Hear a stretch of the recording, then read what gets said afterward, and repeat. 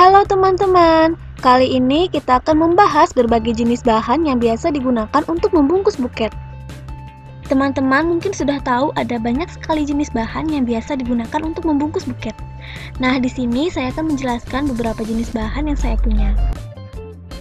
Bahan yang saya punya mungkin kurang lengkap, tetapi semoga bisa memberikan sedikit penjelasan kepada teman-teman mengenai bahan untuk membungkus buket. Kita mulai pada bahan yang pertama, yaitu kain spunbond atau polipropilen. Spunbond merupakan bahan yang paling umum digunakan untuk membungkus buket. Selain itu, spunbond juga biasa digunakan untuk membuat tas dan membuat masker. Kain spunbond ini mudah sekali dicari dan banyak sekali yang menjualnya, serta memiliki berbagai macam jenis variasi warna yang beragam. Permukaan kain spunbond berbentuk kotak-kotak kecil, memiliki serat yang halus dan rapat. Spunbond memiliki ketebalan yang berbeda tergantung dari beratnya, mulai dari 25 gram hingga 100 gram. Nah, semakin berat maka akan semakin tebal dan semakin kuat. Untuk membungkus buket biasanya menggunakan spunbond dengan berat 55-75 gram. Sedangkan untuk yang 100 gram biasa digunakan untuk membuat tas. Kain spunbond memiliki berbagai macam jenis pilihan warna. Ini adalah beberapa contoh warna yang saya miliki. Tetapi hanya sedikit warna yang saya punya, hanya untuk mendukung channel YouTube. Selain yang polos seperti ini, kain spunbond juga ada yang memiliki motif. Namun pada umumnya untuk membungkus buket digunakan kain spunbond yang polos. Kain spunbond ini cocok banget untuk pemula yang sedang belajar membungkus buket seperti saya, karena kain ini mudah sekali dibentuk. Kain ini juga memiliki harga yang ekonomis, tahan lama, dan bisa digunakan berulang kali. Nah, saya kan biasa menggunakan kain spunbond ini berulang kali untuk membuat video buket hijab. Setelah itu saya lepas dan saya gunakan lagi, ternyata lama-lama kan menjadi kusut. Lalu saya setrika kainnya dan ternyata meleleh seperti plastik gitu loh. Nah, jadi bahan ini tidak tahan panas ya teman-teman.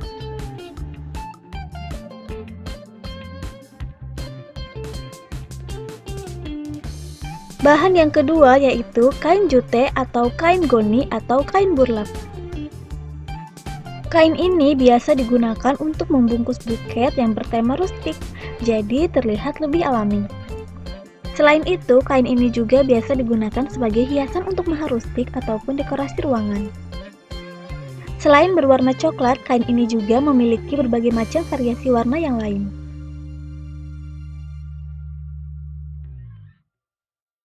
Tekstur kain ini berserabut halus seperti ini, jadi seperti berbulu.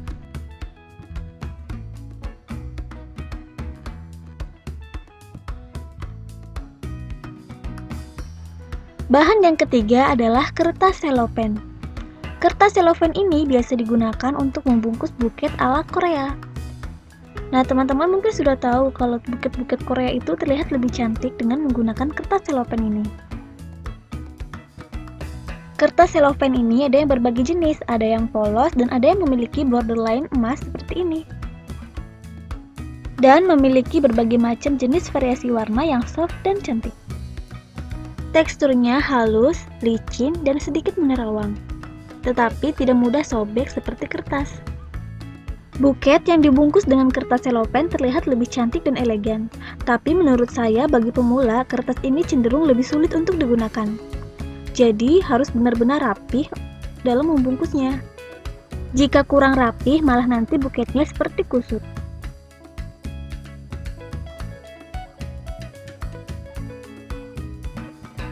Selanjutnya masih dengan kain selopen, tetapi bahan yang ini memiliki dua warna yang berbeda. Ini contoh yang saya punya, satu sisi berwarna abu dan satu sisi lainnya berwarna pink. Teksturnya masih sama seperti kertas selopen yang tadi, halus dan licin, tapi kertas ini tidak menerawang karena memiliki dua sisi warna. Menurut saya, kertas ini benar-benar bagus untuk membungkus buket karena kita memiliki dua kombinasi warna dalam satu bahan.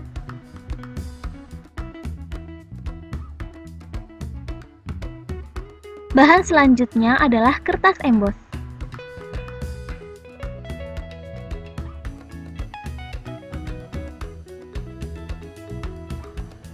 Kertas ini memiliki motif, tetapi motifnya timbul. Oleh sebab itulah disebut dengan emboss.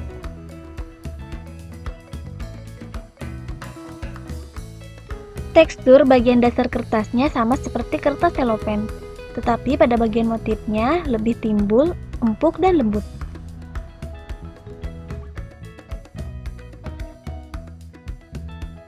Kertas ini juga biasa digunakan untuk membungkus buket ala Korea, dikombinasikan dengan kertas selopen yang polos tadi.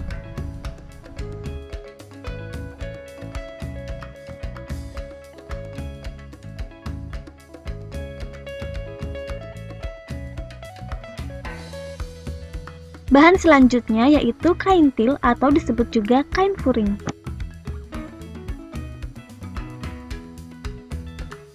Kain ini ringan, tipis, dan berbentuk seperti jaring. Kain ini biasanya hanya digunakan sebagai tambahan dalam membungkus buket. Jadi misalkan buketnya dibungkus dengan menggunakan kain sponbon, lalu ditambahkan dengan kain til untuk mempercantiknya. Kain til juga memiliki berbagai macam jenis variasi warna. Selain kain til yang polos, ada juga kain til yang memiliki motif atau sering disebut dengan kain salju. Selain itu ada juga kain jaring. Jadi kain ini berbentuk seperti jaring. Jenis kain ini saya pun belum memilikinya, jadi mohon maaf jika hanya saya cantumkan foto dari internet. Selanjutnya adalah kertas kado. Nah, kertas kado ini biasa digunakan untuk membungkus buket jika ingin dengan harga yang murah dan mudah dicari. Kertas kado ini juga memiliki berbagai macam jenis warna dan motif, jadi kita bisa memilih sesuka hati.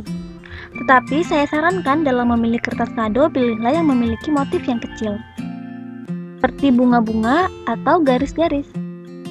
Saat membungkus buket, kita pasti akan memotong kertas kado ini menjadi berbagai macam ukuran. Misalkan kita menggunakan kertas kado yang bermotif gambar kartun. Jadi akan terlihat kurang bagus kan jika misalkan gambar tersebut terpotong di buket kita.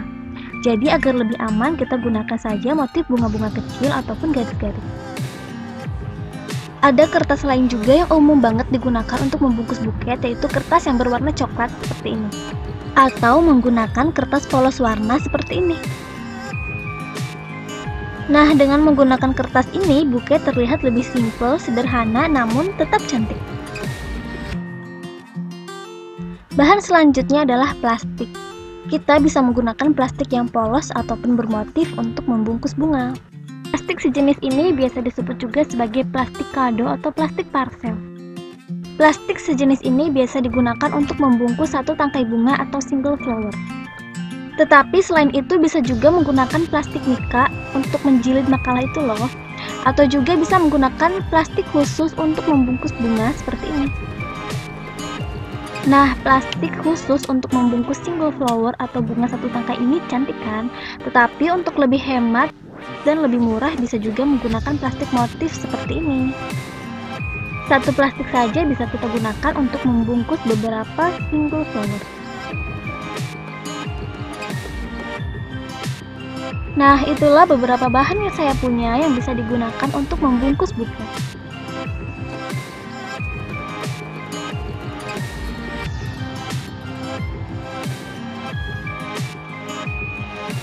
Sebagai rangkuman bahan yang telah saya jelaskan tadi, ada kain sponbon, kertas selopen 2 warna, kertas emboss, kain til, kain burlap, kertas kado, dan plastik. Bahan yang saya punya ini tidak lengkap karena hanya sebagai pendukung channel YouTube saja. Nah, jika teman-teman tahu atau punya bahan lain yang bisa digunakan untuk membungkus buket selain yang saya sebutkan tadi, silakan tuliskan di kolom komentar ya sebagai pengetahuan bagi saya dan teman-teman yang lain. Terima kasih, semoga sedikit penjelasan dari saya bisa bermanfaat bagi teman-teman. Terima kasih sudah menonton video ini. Jika ada pertanyaan, kritik, dan saran, silakan tulis di kolom komentar. Terima kasih.